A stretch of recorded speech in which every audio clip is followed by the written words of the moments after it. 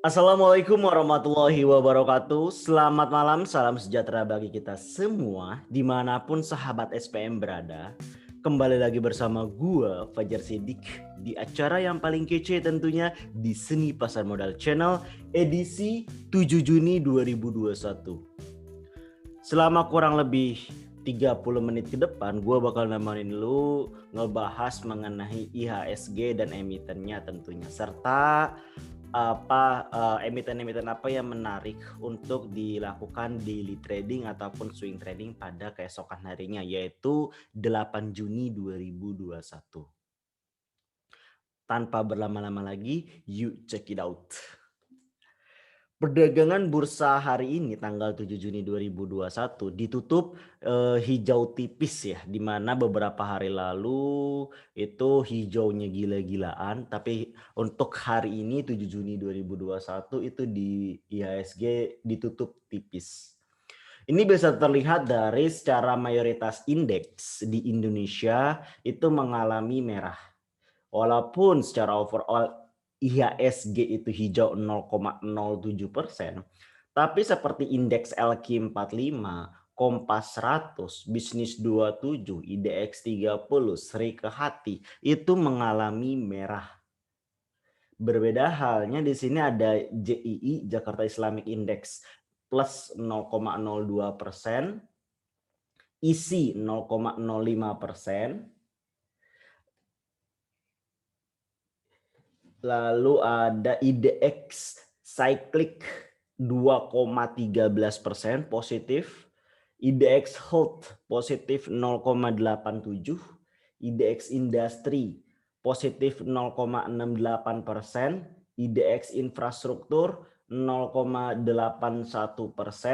dan yang paling keren itu adalah IDX Tekno 12,14% positif.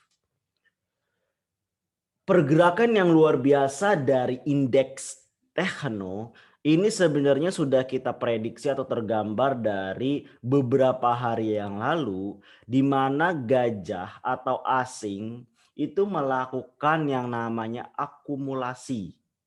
Akumulasi yang lumayan cukup besar pada sektor tersebut. Jadi tidak heran kenapa indeks Tekno itu mengalami kenaikan teknologi. Seperti ini apa namanya strategis. Jadi gue selalu suka yang namanya strategi yang namanya follow the markets atau follow the big money. Seni pasar modal. Itulah kenapa, karena di situ ada seninya di sana. Jadi kita nggak yang namanya gambling ya. Gak ada yang namanya gambling. Pengaruh asing mau seberapa pun akan tetap mempengaruhi bursa kita. Kenapa? Karena dia kayak apa ya? Semacam satu otak kepala dibandingkan dengan beratus-ratus bahkan beribu-ribu otak kepala. Dimana kalau misalkan lu nonton, kalau gue lagi suka nonton film, kan film sih, kartun ataupun anime Tokyo Revenge. Nah, di situ kepalanya itu adalah Mickey gitu loh. Dia kepala geng yang menguasai beberapa ratus kepala, dan di situ ada keinginan masing-masing beratus kepala, tapi dengan satu kepala ini dia bisa memaintain seperti ini dan seperti ini. Nah, begitu juga kalau misalkan asing, walaupun dia cuma satu misalkan, tapi dia mampu mempengaruhi yang signifikan terhadap para retail ini. Kenapa? Karismatiknya nggak ada di situ. Artinya di sini nggak punya yang namanya visi dan misi. Visi foya, misi foya. Visi misi foya foya. Canda.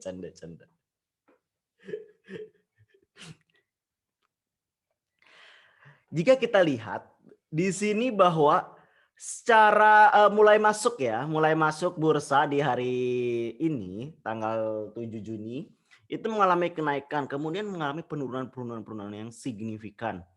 Lalu ditutup dengan tipis saja 0,079%. Perdagangan hari ini hanya 11,669 T. Walaupun sedikit turun dari beberapa hari yang lalu yang mengalami kenaikan, tetapi ini bisa dibilang masih tinggi di atas 10T gitu.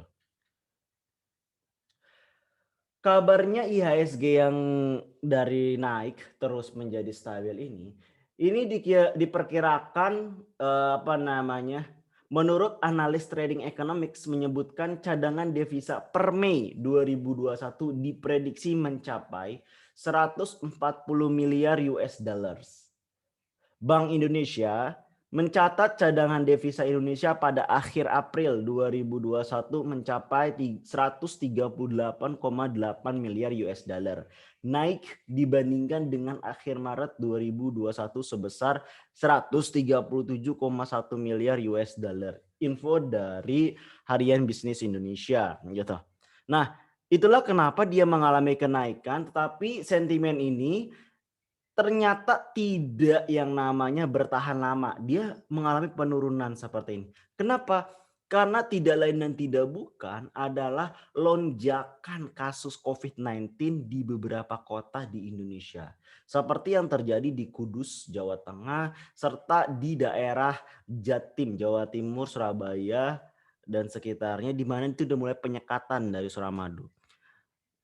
Tadi itu gua nonton berita itu dari penyekatan ngecek tes COVID di daerah pelabuhan ya kalau nggak salah, Suramadu kalau nggak salah. Itu dari sekian ratus ternyata cukup banyak gitu yang terdampak positif. Nah, penambahan-penambahan ini masih efek, jadi ini efek domino yang terjadi akibat yang namanya kasus mudik kemarin, kasus mudik yang sudah dilarang oleh pemerintah, tetapi masih ada yang bandel nih gitu. Jadi setelah 2 minggu, nah inilah efek-efeknya mulai bermunculan gitu.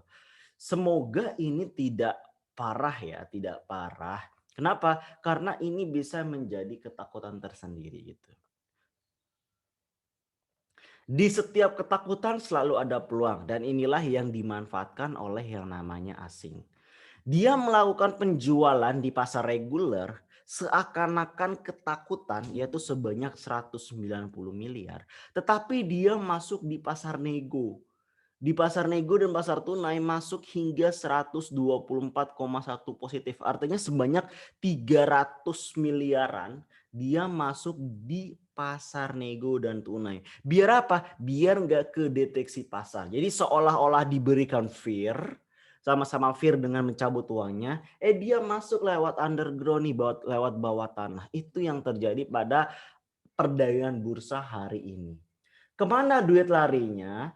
Duit asing itu larinya adalah ya bentar gue lihat dulu. Yaitu adalah sebanyak 11,981 miliar itu lari ke yang namanya multi-sektor holding, sektor multi-sektor holdings. Lalu ada bank, lalu seperti biasa tetap integrated telecommunication dan wireless telecommunication.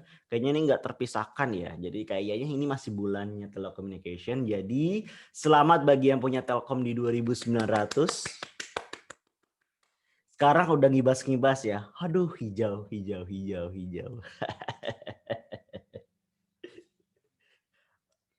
Tapi sebenarnya apa sih multi-sektor holdings yang lagi dikumpulin oleh asing ini? Di sini gua searching di Google ya. Jadi searching di Google multi-sektor holding nih ya. Gua bacain dulu.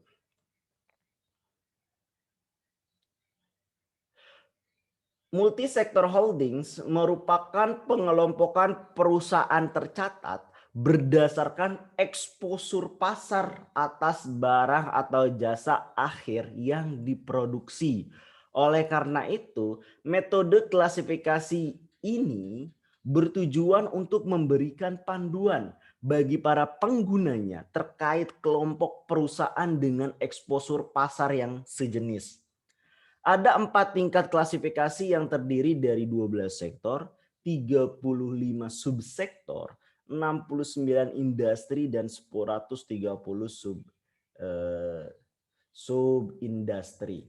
Yaitu Ada di sektor perindustrian, subsektor barang perindustrian, industri perusahaan holding multisektor, subindustri perusahaan multi holding sektor, di mana perusahaan holding multisektor memiliki anak perusahaan pada 2 atau lebih lini bisnis non keuangan yang berbeda dan tidak ada yang mayoritas. Di sini ada beberapa emiten, yaitu ada ABMM, ABM Investama, ASI, Astra International, Behit, MNC Investama, BMTR, Global Mediacom, BNBR, Bakri and Brothers Tbk, EMTK, Elang Mahkota Teknologi, MLPL, Multipolar Tbk. Itu beberapa emiten yang termasuk dalam multisektor ya. Nah, mungkin di beberapa ada yang nggak familiar. Oke, kita skip yang nggak familiar. Kita anggap yang tidak familiar itu adalah fundamentalnya jelek. Kita fokuskan ke emit yang sering kita dengar, yang kita anggap ini fundamental bagus, yaitu yang pertama adalah ASI dan yang kedua kita bisa melihat ke BMTR.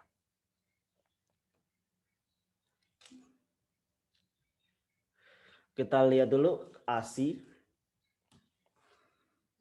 Nah, bentar, gua cek dulu sini.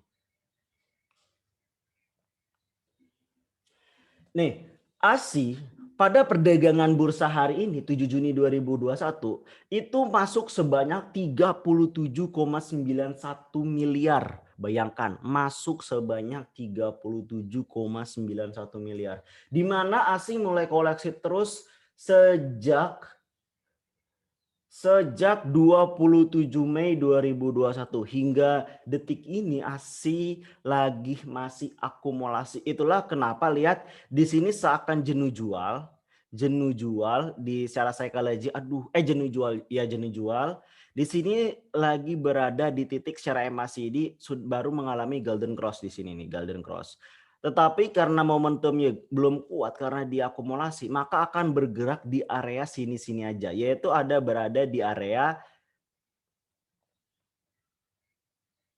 5.203 sampai dengan 5.346. Jadi akan mengumpulkan di area tersebut. Dia nggak pengen diganggu oleh yang namanya retail. Itulah kenapa masuknya itu adalah di pasar nego gitu. Lalu yang kedua adalah BMTR. BMTR pun kasusnya, case-nya sama dengan ASI, di mana asing pada perdagangan bursa hari ini 7 Juni 2021 masuk sebesar 3,36 miliar. Itu luar biasa besar gitu ya. Di mana dia mulai koleksi itu sejak 2 Juni 2021. Bahkan di sini sampai 27 bareng loh startnya. Yang mulai start besar itu dia koleksi itu mulai dari tanggal 27 Mei 2021. Kurang lebih hampir mirip waktunya dengan Astra International. Case-nya pun sama, di sini adalah jenuh jual, sudah menunjukkan jenuh jual, tapi yang berbeda dia sudah memberikan aksi di sini. Dia sudah memberikan aksi bahwa akan yang namanya mengalami tren naik. Lihat dari sini 200 sekarang harganya berapa ini? Udah sekitar 300 di atas, 320 ke atas gitu. Dan ini udah termasuk telat nih, udah banyak telat dibandingkan dengan ASI tadi.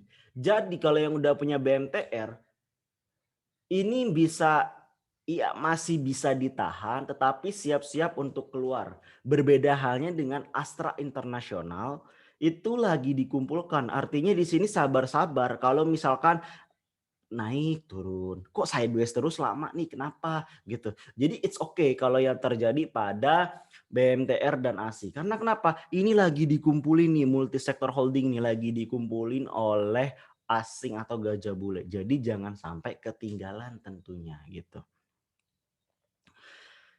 Tidak afdol rasanya kalau kita nggak membicarakan top gainers dan top loser pada perdagangan hari ini.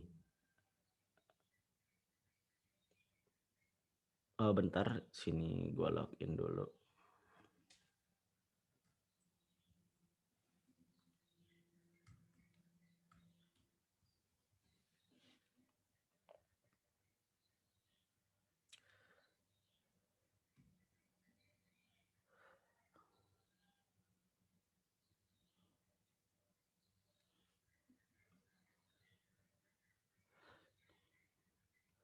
Oke, lanjut.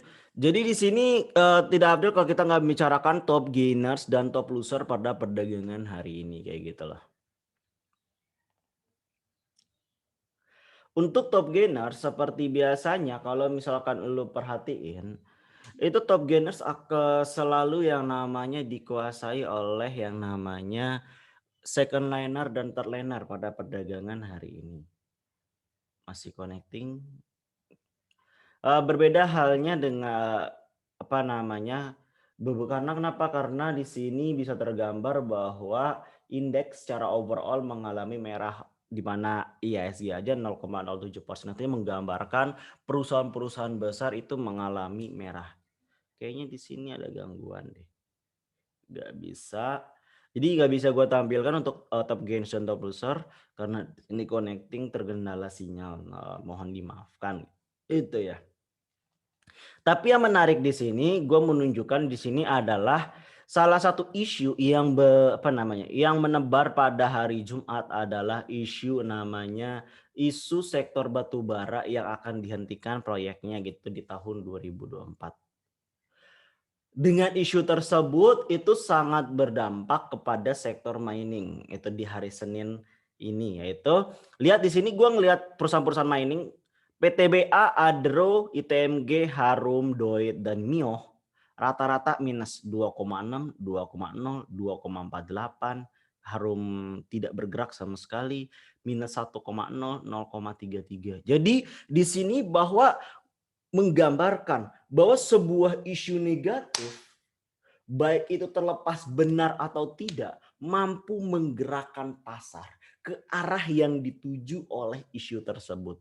Ada maksud terselubung di isu tersebut yang lihat aja buktinya. Semua hampir mayoritas sektor ini perusahaan besar mengalami koreksi gitu. Jadi be careful dan cermat dalam membaca isu. Jangan sampai mudah termakan yang namanya isu itu sih. Harus cermat. Untuk perdagangan bursa untuk besok 8 Juni 2021, yang menarik di sini kita adalah yang pertama, ini menurut research ya. Mau research dari PUMS, dari Philips, akan kita cek lagi.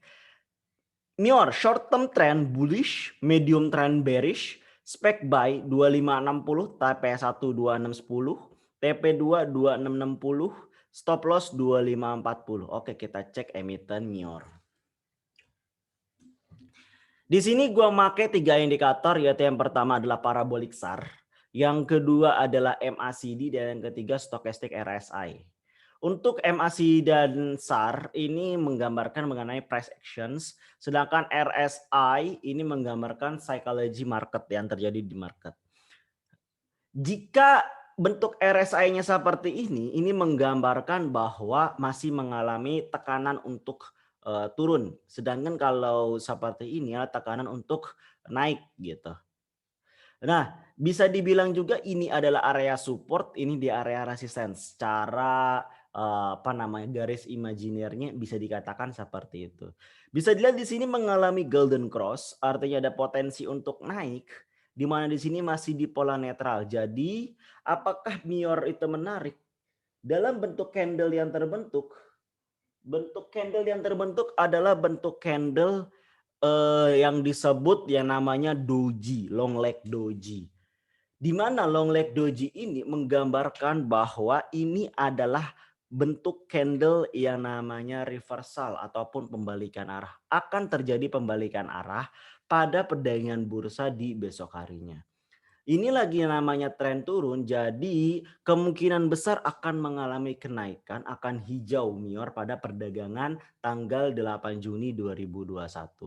Lalu bagaimana kalau kita melihat secara daily trading? Secara daily trading bisa dilihat di sini bahwa dia baru mengalami golden cross dengan bentuk candle seperti ini, maka di sini boleh kita masuk yaitu jangan di 2570 tapi masuk di daerah area support di 2550 atau bahkan di sini di 2539 di 2540. Jadi 2550 atau 2550 gitu.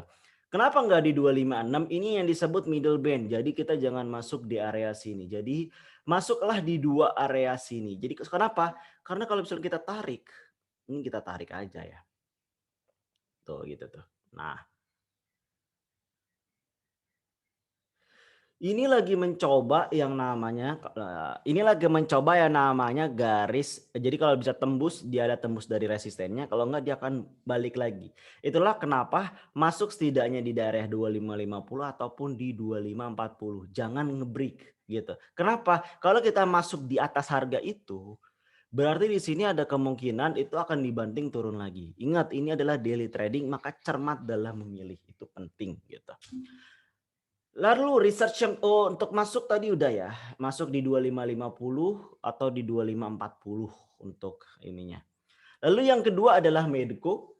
Medco short term trend bullish, medium trend bearish, spec buy 685, target price 1725, target price 2740, stop loss 670. Oke, kita lihat Medco.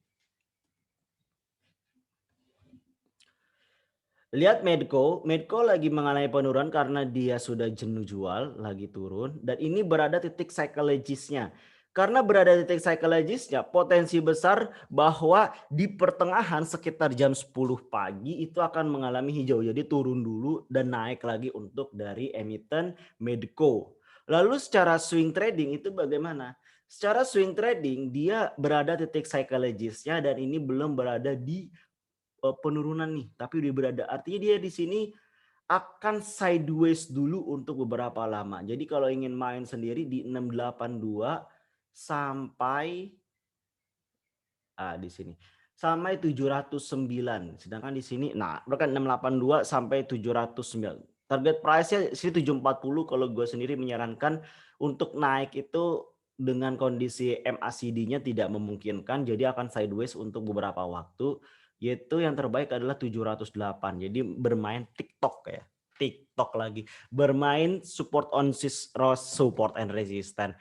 Buy on weakness, sell on strength. Beli di daerah support, jual di daerah resisten. Itu untuk emiten Medco. Dan yang terakhir adalah Brish.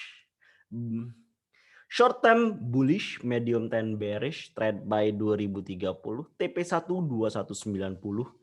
DB2 2270, stop loss 1910. Lalu kita lihat emiten Breeze. Emiten Breeze di sini terbentuk yang namanya Morobozu dengan di sini tekanannya adalah tekanan baru Golden Cross, sedangkan di sini belum mencapai titik psikologis hampir. Jadi tetapi di sini terbentuk yang namanya bentuk candle harami ya, bentuk candle harami yang menunjukkan bahwa perdagangan bursa Breeze pada hari ini kalaupun naik tipis, tapi kemungkinan besarnya mayoritasnya adalah merah gitu. Itu yang terjadi pada emiten Breeze. Apakah layak untuk masuk? Kalau gue pribadi adalah ini riskan. Jadi riskan untuk masuk di saham Breeze dengan titik psikologi seperti ini. Walaupun di sini Golden Cross ya, gitu. Jadi untuk swing trading tidak disarankan gitu. Sedangkan bagaimana kalau misalkan untuk yang namanya daily trading ataupun scalper, lihat dia berada di titik psikologis walaupun ada Golden Cross. Di sini masih akan tadi pembukaan dari Breeze itu kemungkinan besar adalah merah sampai mungkin di pertengahan perdagangan bursa baru dia naik gitu. Walaupun naik tidak akan signifikan, mentok-mentok juga di 1949, enggak lebih dari itu.